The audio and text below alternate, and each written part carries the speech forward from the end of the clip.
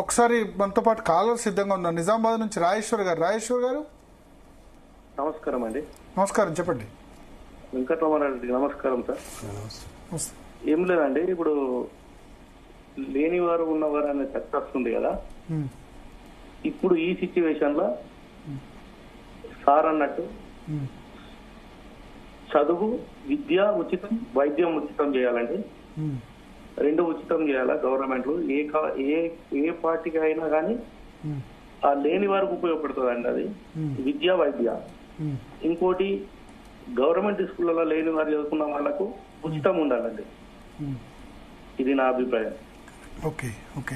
ఇది వాస్తవం. ఎవరికైనా ఖర్చు ఉన్నది విద్యా వైద్యం మీదనే ఖర్చు ఉన్నది. ఇప్పుడు ఒక అనారోగ్యం వస్తే గవర్నమెంట్ హాస్పిటల్ పోతే అపెండిక్స్ ఆపరేషన్ కావాలంటే 6 గంటలు పడుతున్నది. ఈ లోపల చచ్చిపోతాడేమని కార్పొరేట్ హాస్పిటల్ తీసుకొస్తే లక్షలు అవుతున్నాయి. అదే ఒక డెలివరీ కేసు నార్మల్ ఉమెన్, ఒక మామూలు సాధారణ కూలీ చేసుకున్న మహిళ డెలివరీ కేసుకు వస్తే గవర్నమెంట్ హాస్పిటల్లో బెడ్లు ఖాళీ లేక, డాక్టర్లు అవైలబుల్ లేక ఇబ్బంది పడుతుంటే వాళ్ళు ప్రైవేట్ హాస్పిటల్ పోతే 35 నుంచి 40 వేలు లేనిది ఆ డెలివరీ అయితే లేదు. ఏ జీతం ఉందని 35-40 వేలు పెడతారు? హైదరాబాద్లో డెలివరీలకి అంతే పంతు లేదు.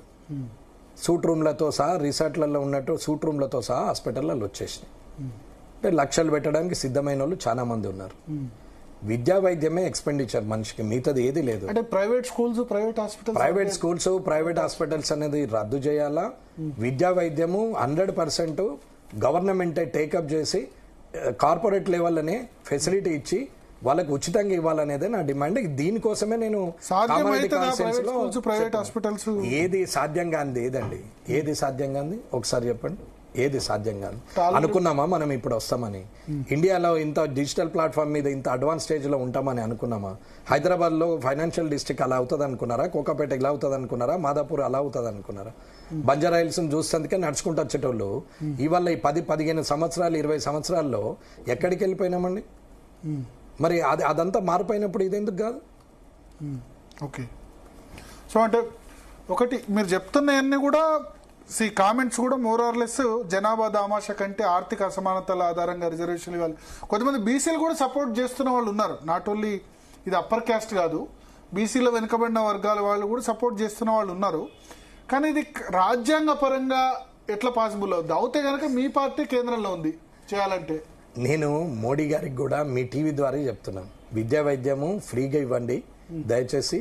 మీరు ఎన్ని చేసినా ఇది ఒక్కటి చేస్తే భారతదేశం ఆటోమేటిక్గా బాగవుతుంది. బడుగు బలహీన వర్గాలు కానీ, ఆర్థిక సమానత లేని వాళ్ళు, బీద ప్రజలు, ఏ కులము ఏ మతం ఆధారంగా కాకుండా వారు బాగుపడతారు, వారు స్వచ్ఛందంగా పని చేసుకుంటారు అని అంటారు. ఏ ఖర్చులైతే పెరిగిన విద్యా వైద్యం మీద, పిల్లలు ఒక స్టేజ్ మంచి స్కూల్లో చదవాలంటే హైదరాబాద్లో చదివిస్తే 3-4 లక్షలు ఎల్కేజీ యూకేజీ, 15-20 లక్షలు ఇంటర్నేషనల్ స్కూల్. ఇది ఒక వ్యాపారం కాకపోతే 1,50,000 పెట్టినటువంటి టీచర్ గవర్నమెంట్ స్కూల్లో ఉంటారు జీతం తీసుకొని, 25,000 రూపాయలు జీతం తీసుకునేటోళ్ళేమో ప్రైవేట్ స్కూల్లో ఉంటారు. ఈడనేమో 10 లక్షలు డొనేషన్ ఉంటుంది, అక్కడనేమో ఫ్రీ ఉంటుంది, మిడ్ డే మీల్స్ ఉంటుంది. మరి ఎందుకు అక్కడ చదవడం? కారణం ఏంటి? మీ దగ్గర జాయిన్ అవుతున్నారు, అకామిడేషన్ ఫెసిలిటీ లేకపోవడం. నేను గెలవక ముందు, నేను గెలిచిన తర్వాత నేను గవర్నమెంట్ స్కూల్లో తిరిగి మోటివేట్ చేసి ప్రజల్లో మాట్లాడుకుంటూ చేస్తే ఈసారి 2,000 స్ట్రెంత్ పెరిగింది మొత్తం నియోజకవర్గంలో. కానీ ఎందుకు జాయిన్ అవుతలేరంటే ఇన్ఫ్రాస్ట్రక్చర్ లేదు, బాత్రూములు లేవు, కుర్చీలు లేవు, ట్యూబులు ఉండవు, ఫ్యాన్లు ఉండవు.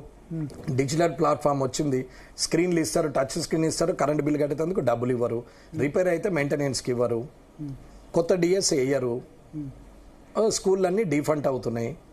ఏమనంటే గవర్నమెంట్ స్కూలు కాంపౌండ్ లేకుండా 15 ఏళ్ళు అవుతుంది. గెలిచారని కోపం ఉందా ఆయనకు? మీకు అంటే ఫండ్స్ ఇవ్వకపోవడానికి అట్లా? నేను రేపు